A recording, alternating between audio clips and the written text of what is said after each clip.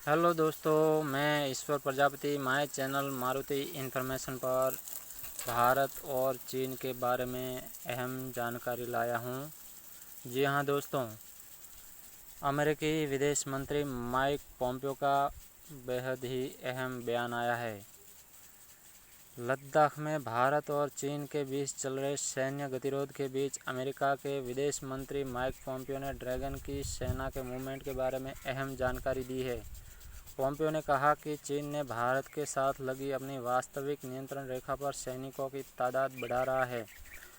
Pompeo ने कहा कि चीन का अधिनायकवादी नेतृत्व इस तरह के कदम उठाता रहता है और उन्होंने आरोप लगाया कि चीन ज़मीनी स्तर पर अपनी रणनीतिक स्थिति का अपने लाभ के लिए इस्तेमाल कर रहा है और दूसरों के लिए खतरा पैदा कर रहा है।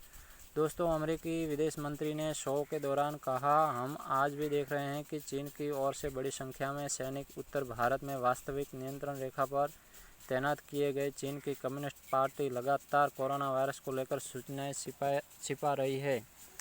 चीन ने हांगकांग के लोगों की स्वतंत्रता को नष्ट करने के लिए कदम उठाए हैं। उन्होंने कहा, ये केवल चीन के सत्ताधारी कम्युनिस्ट पार्टी के व्यवहार के दो उदाहरण हैं। दोस्तों, अमेरिकी विदेश मंत्री माइक पोम्पियो ने आरोप लगाया कि चीन ज़मीनी स्तर पर अपनी रणनीतिक स्थिति का लाभ अपने लाभ के लिए इस्तेमाल कर रहा है और दूसरों के लिए खतरा पैदा कर रहा है। भारत के साथ लगी अपनी सीमा पर भी वह लंबे समय से इसी तरह की हरकत कर रहा है। चीन भारत सीमा पर और दक्षिण चीन सागर को लेकर चीन के आक्रामक रवैये के संबंध में फॉक्स न्यूज़ के साथ साक्षात्कार में एक सवाल पर पोम्पियो ने कहा कि चीन की तरफ से पैदा किया जा रहा खतरा वास्तविक है। दोस्तों, उन्होंने कहा, इस दिशा में चीनी कम्युनिस्ट पार्टी लंबे समय से प्रयास कर रही है। निश्चित तौर पर ज़मीन पर उसको रणनीतिक स्थिति का फ़ायदा होता है, लेकिन आप किसी भी समस्या को चिन्हित करें तो लंबे समय से उस दिशा में वे काम कर रहे हैं। पोम्पियो ने कहा कि खतरा देखें तो भारत के साथ लगी सीमा पर जो हो रहा है उसके लिए वे लंबे समय से प्रयास कर रहे हैं। चीनी कम्युनिस्ट पार्टी की ओर से सेना को आगे करने के संबंध में उन्होंने कहा कि खतरा वास्तविक है।